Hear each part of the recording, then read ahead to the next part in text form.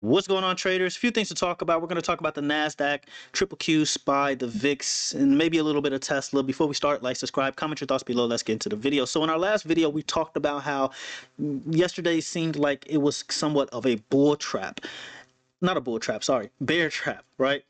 And kind of was right. We didn't get anything too crazy in regards to upside, but ultimately bears did not succeed today. I would argue that bulls came out on top today, pause, but ultimately you didn't get really too much action in regards to upside. It was definitely enough action to make some type of profit, but overall you just didn't really get much. And so when we're looking at the Nasdaq 4-hour time frame, as you guys can see, we have officially broken below our rising wedge pattern on the Nasdaq. And not only did we break below it, but now we're simply retesting this key level of 21,950, 22k, give or take. And it looks like we could reject from here. Right now, after hours, we are creating some type of lower high so far. So it's very much possible that we could see a move further towards the downside. Now, your key levels still remain. You're still looking at 21,800. After that, you're looking at 21,700. It's a very tight range. As you guys can see, you got a lot of consolidation within this area. And then ultimately, you're looking at 21,500. And the lowest you can go is right where these guys are at around 21,300, 21,400 range. So right around here is what I'm looking at if we are going to continue towards the downside, right? And it's very much possible that we don't continue to the downside, and I'll talk about that in a bit. Because of what we're looking at when it comes to the SPY, Triple Q, so on and so forth. But right now, if we're just simply looking at the NASDAQ, it's looking like it could potentially drop from here, right? So again, your key levels remain the same. You're looking at around 21,800. After that, 21,700, 21,500 is your psych level, and then the lowest you could potentially go is about 21,300, 21,350. I do imagine that once you get within this range here, let's say we don't head as low as 21,300. Once you get within this range, right about here, I should say if you get in this range, these guys are going to fight back. All right, these bulls right here, they're going to fight back. So I don't think it's going to be as simple as a complete breakdown where we just, do one of these, blow straight past these guys and then hit 21,300. We could see maybe, some lower highs, lower lows along the way down. So that's what I'm looking at when it comes to the NASDAQ.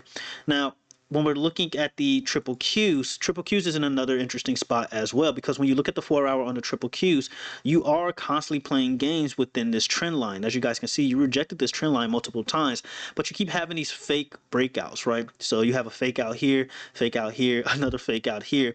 Bulls just keep getting trapped within this area. And as you guys can see, if we zoom in, right, every time we try to break out of here, bears take over, and they take over pretty aggressively. And so it's looking like it was another attempt right here. So if we zoom in, we're looking at another attempt right here. It's not looking too good because it's looking like bulls failed. And again, I tell you guys all the time, candles tell you everything you need to know. It's looking like bulls tried again, and now they're failing. Right, and you're seeing the triple Qs not really drop crazy after hours, but you're kind of seeing that some type of rejection after hours. Again, take after hours with a grain of salt. I tell you guys this all the time, but if this continues, it's not looking too good for the bulls. And even if you zoom out, let's actually go to the daily time frame so you guys can understand where this trend line is coming from, so you see that I'm not making this stuff up. But as you guys can see on the daily time frame, you rejected here, you're rejecting here. It actually looks much better on the daily time frame, and you saw bulls make yet another attempt towards the upside, or another attempt to break out of here, and ultimately they just could not make it happen today. Can that change? Sure, but right now when we're looking at these bears right here, these cocaine bears, these demons right here, when you're looking at these guys right here, they are foaming at the mouth. They're ready for some bad news. Okay, so the moment we get bad news, I imagine we're going to just immediately reject from here. So we pay attention to news tomorrow. We might get some bad news tomorrow, who knows. But right now, as long as we're within the range of these guys right here, I'm not too optimistic on more upside, and we could be looking at a short-term top. That's just my thoughts, okay? My opinion. All right, now as far as your key levels go, 533. You saw the triple Qs fight for this level all day, okay? Really fighting for this level. Let's actually go back to the 4-hour time frame. But you saw all day triple Qs was really fighting for this level right here where these guys are. All right, so you saw a fight here. If you give up 533, you're heading to 530. ultimately, guys, your level of all levels, in order for you to be bearish, or in order for me to believe that bears are taking control, is 522. To be safe, you would say 521, but 522, 521 is what you want to look at when it comes to potentially more downside. You manage to give up this level right here, 521, you're you're probably heading towards the low 500s, okay? Or at least you open up the floodgates towards the low 500s. So that is something you do not want to see if you are bullish. If you're bearish, go ahead and get the lotion ready, because it might happen, okay? It might just happen for you. All right, now when we're looking at the SPY,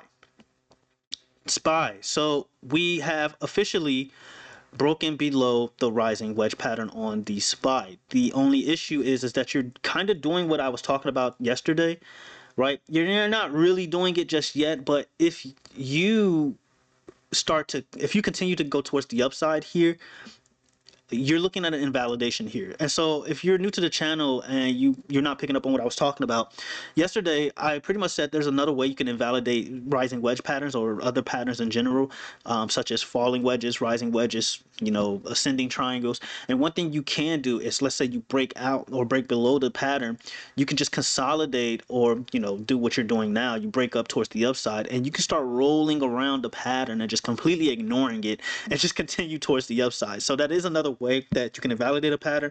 It's rare for me to see this happen, but I've seen it happen plenty of times, enough to know that it actually does happen. Okay, so that's what we're looking at for the SPY when it comes to this rising wedge pattern possibly being invalidated. Now, your key levels here, goes without saying, we keep talking about it: 600, 598. You managed to break below 598, right where these guys are. Let's mark it out for you guys. You managed to break below 598 right here where these guys are. Rejection here, rejection here. You played your little games here. You broke, retest, headed towards the upside. You bounced here.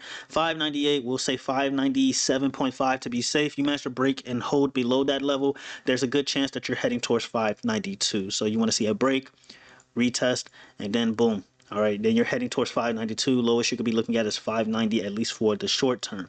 Now, one thing I will say, okay, one thing I will say is, in order to invalidate this pattern, these guys right here will need to hold. So if we zoom in, these guys right here, they will need to hold. Okay, they will really need to hold.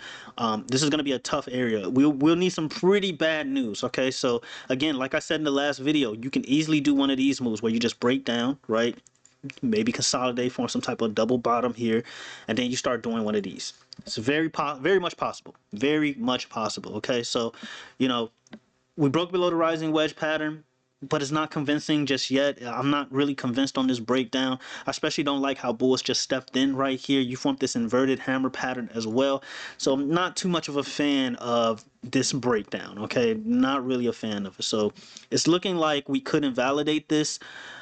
Can we see downside from here? Absolutely, but until we break below 598, 597, give or take, I won't be convinced, because we can easily just form some type of double bottom here, and then boom, your neckline is at like what, 604, 605, and then you're heading back towards highs. Okay, so that's what I'm looking at for the SPY when it comes to potential downside. As far as upside goes, you just want to get out of here. 607, really nothing matters until we break above 607. You break above 607, these guys right here. So if you manage to break above these guys right here, yeah, 607, then yeah, previous highs, all-time highs, all that is on the table. Chances are you're heading towards 620s on the SPY. So that's what we're looking at. Now, interesting enough, when we were looking at the triple Qs in the Discord, we did get an alert that, or our Discord bot alerted to us that institutions are in 525 puts for tomorrow, expiration tomorrow, right? So you see here, triple Qs, strike is 525. Expiration is June 13th. Puts by 62% confidence, and then you got your premiums, volume, open interest, so on and so forth. So it's going to be very interesting to see if this plays out or how this plays out. Then today we also got 210 puts on the IWM with an expiration of June 20th. The AI confidence is not too high, but another thing that's very interesting is that we got VIX calls, right? VIX calls with a 20 strike 20 strike, and they expire, I believe this is next Wednesday. Yeah, June 18th, whatever day that is. And then you have a pretty high AI confidence. Anything over 60% is pretty high. You got your premiums, open interest, volume, so on and so forth. So so when you have triple Q puts and then you have IWM puts and then you have VIX calls coming in, you might want to be careful. Okay, you might want to be careful. And so that leads me to talk about our UNH play real quick, right? And then we'll get back into the charts real quick. So UNH, somebody in our Discord made $40,000 off our UNH alert. 330 calls. I told you guys about this play yesterday that we're in 330 calls for September 19th. She made $42,000 off this, so congratulations to her. I made a measly $1,500 off this play, so in comparison to her, but congratulations. She's also new. She joined like last week, I want to say. So yeah, congratulations. Other Discord members killed it as well. If we go to the winners tab, this guy right here, he's been killing it with the triple Q calls, $7,500 off this play. This guy right here, he made $1,400. We talked about Tesla puts. I also saw this alert come in as well, July 18th, 300 puts come in for Tesla. So congratulations, he took this off the order flow, I believe. So yeah, congratulations to him. Boeing, I don't know. Yeah, he made $673 off of Boeing calls, so congratulations to him. I alerted this as well. This guy right here, he made $783 off of UNH calls. So Discord link will be in the description below. I just want to knock that out real quick because we were already looking at Discord. But we get back to the charts here. Let's look at the VIX real quick. And then I want to look at SPX as well, because I know a lot of you look at SPX. The VIX, so when you're zooming out on the VIX here, interesting enough, what is happening? Let me reset this. Bear with me. So interesting enough, you have this falling wedge pattern on the VIX. All right, you have this nice falling wedge pattern on the VIX, and like I said, those 20 strike calls did come in on the VIX. I'm not saying they're guaranteed to play out, but it is something you want to pay attention to. It is something you want to look out for. You managed to break out of this rising wedge or falling wedge pattern on the VIX. Pack your bags. You're heading to the 30s. Like, no doubt in my mind, you're heading to the 30s minimum. All right, so definitely want to be careful here. I don't have too much for the VIX. It looks like you're forming some type of hideous inverse head and shoulders pattern. I mean, this is like, let's erase everything so you guys can like get an idea on what I'm looking at here. You can argue it's not an inverse head and shoulders pattern. The VIX is just, its patterns are normally hideous, but you know, maybe you got a head here, a shoulder here, so like a disabled, handicapped inverse head and shoulders pattern. But overall, VIX does not look good. Plain and simple, the VIX just doesn't look good, guys, when it comes to the market doing the inverse of it. So that's something you want to look at as well. SPX and then Tesla. SPX, just like we saw on the SPY, SPX is breaking below the rising wedge pattern as well. But again, you are doing that retesting potential rollover effect here. All right, so it's not set in stone, but this is something you want to pay attention to as well. Can you reject from here? Absolutely. You can do one of these as well. But right now, if you just continue to do this and just get out of this rising wedge patterns way, yeah, you just continue towards previous highs, if not all-time highs. That leads me to talk about Tesla. A lot of us are in 300 puts for Tesla in the Discord, kind of did our own thing with that. So yeah, with Tesla, as long as Tesla stays below 327, pretty bearish on it. It can head to 310 from here. That's my next target. But as you guys can see, I mean, I don't make this stuff up. You bounced here. You did your little bounce here, you attempted a bounce here, then you broke completely down.